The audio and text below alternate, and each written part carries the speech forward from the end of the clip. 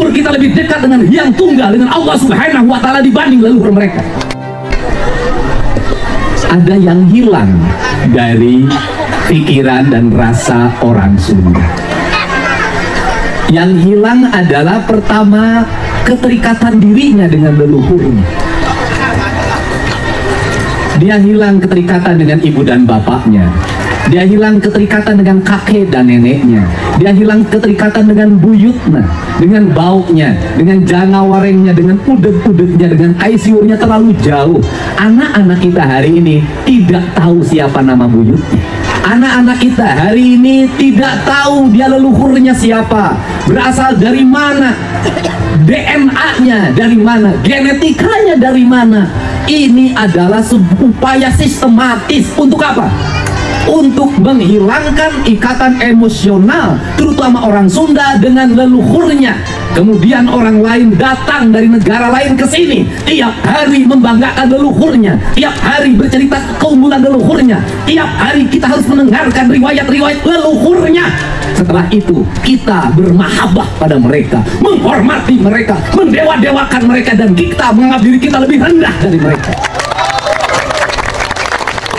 Dan tak terasa domba kita kirim, uang kita kirim untuk mendapatkan air putih agar kita usahanya lancar. Kita keluarkan uang demi mereka, dan kita semakin direndahkan martabatnya sebagai suku dan sebagai bangsa, padahal mereka makan setiap hari dari kita.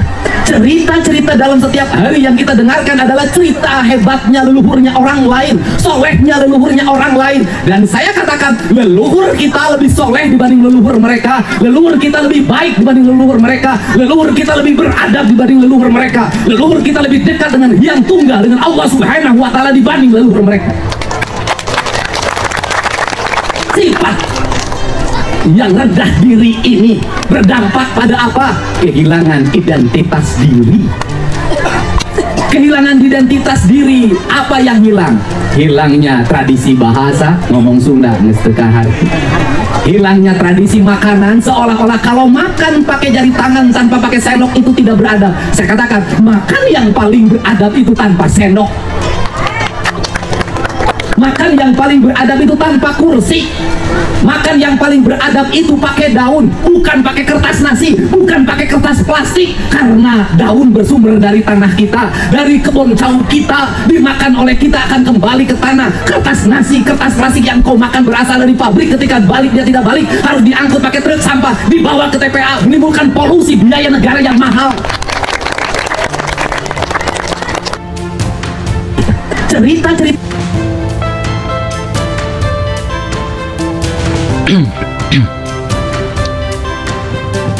Assalamualaikum warahmatullahi wabarakatuh. Sahabat Akang Sepuh Channel, sahabat petani kampung yang berbahagia, alhamdulillah pada malam hari ini kita masih diberikan kesempatan, masih diberikan kesehatan untuk bisa saling bertatapan walaupun hanya sekedar dalam siaran.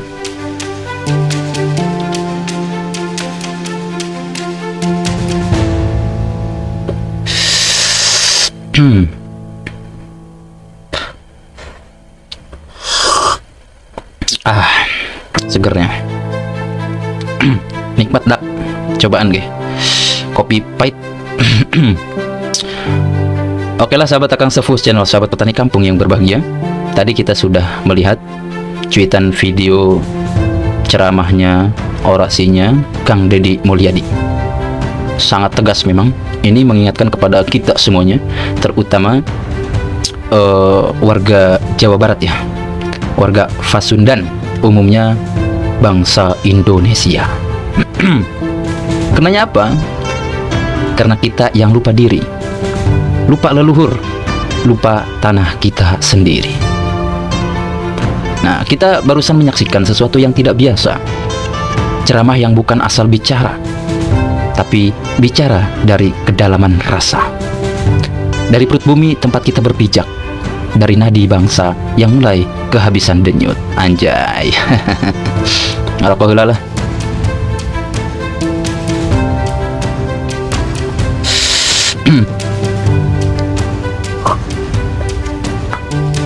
Oke, fokus bari fokus. Make bahasa Sunda bela menjeda. Tapi lamun keur serius, orang make bahasa Indonesia supaya kahartiku kabehan. Ada. Apa yang Kang Dedi sampaikan bukanlah sekadar kritik. Itu adalah teriakan. Teriakan dari kesadaran yang terjaga. Karena hari ini kita hidup di zaman yang memalukan. Zaman di mana manusia lebih tahu leluhur orang lain daripada leluhurnya sendiri. Zaman di mana manusia lebih hafal silsilah para habaib daripada nama kakek kandungnya sendiri, leluhurnya sendiri. Zaman di mana manusia lebih tunduk pada jubah-jubah dari tanah asing daripada tanah tempat darahnya di tanah. Kita sedang dijauhkan dari akar, dan bangsa yang kehilangan akar pasti tumbang. Lambat atau cepat, tumbanglah akar itu. Kita sedang dijajah ulang secara budaya dan psikologis. Tapi penjajah kali ini tidak pakai meriam. Penjajah kali ini datang dengan kisahnya, dengan jubahnya, dengan air yang katanya penuh berkah, dengan silsilah yang katanya suci. Lalu kemudian mereka duduk di panggung dan kita duduk di bawahnya. Kita berikan uang kita kepada mereka. Kita kirim harta kita, kirim sapi, kirim kerbau, kirim kambing. Kita beri persembahan lainnya untuk menyenangkan mereka. Lalu kita berharap semoga hidup kita lancar, rezekinya terbuka, penyakitnya hilang, usahanya jalan.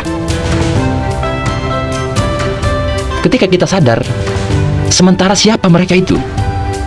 Kita tidak tahu apa kontribusinya mereka untuk negeri ini. Kita tidak tahu. Tapi entah kenapa kita ajari anak-anak kita untuk menghormati mereka tanpa syarat. Padahal bangsa ini berdiri bukan karena silsilah, tetapi karena keberanian. Kemudian kita disuruh menyembah cerita-cerita mereka. Mereka cerita tentang kehebatan leluhur mereka, tentang kehebatan kakek mereka, tentang karomah, tentang darah yang menetes padanya. Mereka kan mengaku-ngaku sebagai keturunan Nabi kan. Nah, dan kita mendengarkannya.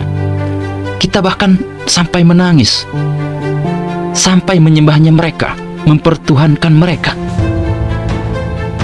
Tapi siapa yang cerita tentang kakek kita? Kita disuruh melupakan tentang leluhur kita. Siapa yang mau cerita tentang leluhur kita? Yang menanam padi, yang mengaji di langgar bambu, yang menyembunyikan para ulama dari kejaran penjajah. Tak ada. Karena apa? Karena kita diajari untuk merasa tidak penting hal yang demikian. Leluhur kita tidak dijual sebagai leluhur yang suci, maka kita malu menyebutnya. Padahal justru disitulah letak kekuatan kita. Leluhur kita tidak perlu keturunan Nabi untuk menjadi mulia, tidak perlu mengaku sebagai keturunan Nabi, tidak perlu mengaku sebagai mempunyai darah yang suci untuk menjadi mulia. Mereka cukup mulia karena jujur, karena adil, karena tidak meminta imbalan dari doa yang mereka panjatkan. Ini bukan soal kebencian. Ini merupakan soal kesadaran. Kami tidak membenci para habaib. Tidak. Kami menghormati yang benar, yang tulus, yang membumi. Tapi kami lelah, sangat lelah melihat bagaimana masyarakat ini menghinakan dirinya sendiri. Kita itu bukan budak silsilah. Kita bukan umat yang harus selalu merasa rendah hanya karena tidak lahir dari terah-terah tertentu. Kita bukan bangsa pengemis berkah. Kita adalah bangsa pewaris karomah. Ingat, leluhur kita tidak rendah. Mereka hanyalah diam. Leluhur kita tidak punya tim dokumentasi, tidak punya juru tulis silsilah, tidak punya juga susunan-susunan karomah yang sengaja disusunkan demi untuk mengelabui, demi kehormatan, demi suatu keinginannya terkabul.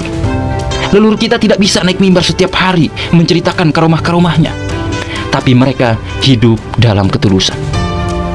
Mereka menanam padi, mereka memberi makan, mereka menyapu halaman masjid tanpa kamera, mereka berzikir tanpa dipanggil sebagai wali, mereka menyembuhkan luka tanpa mengutip mahar, tanpa mematok harga.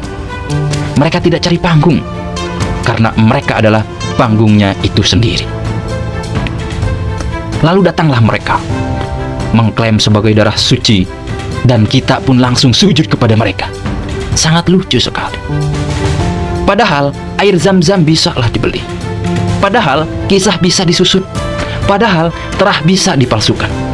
Tapi harga diri itu tidaklah bisa dibeli.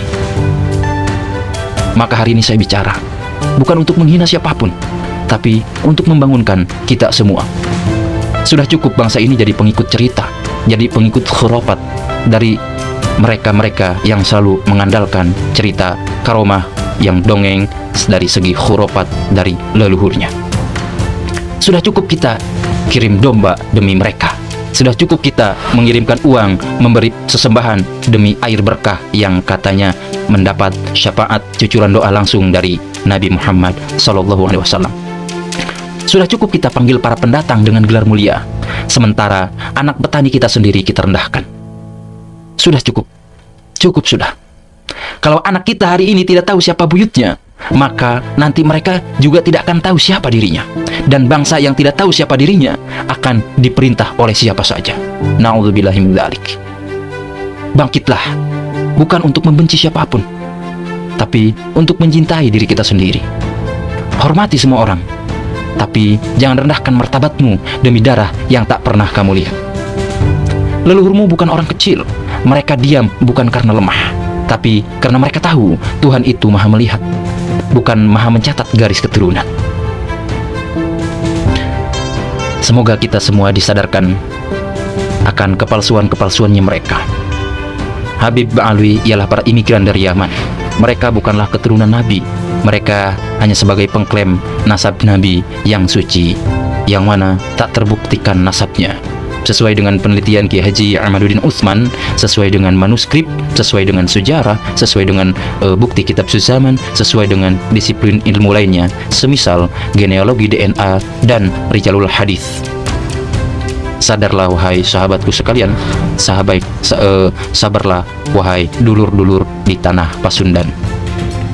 Semoga ada manfaatnya penyampaian dari saya kali ini. Kurang lebihnya mohon dimaafkan apabila ada kekeliruan kata, apabila ada kekeliruan dalam segi pemahaman, apabila ada kesalahan dari segi penyebutan, mohon dimaafkan. Kurang lebihnya mohon dimaafkan. Wallahul muwaffiq ila aqwamit thoriq. Wassalamualaikum warahmatullahi wabarakatuh.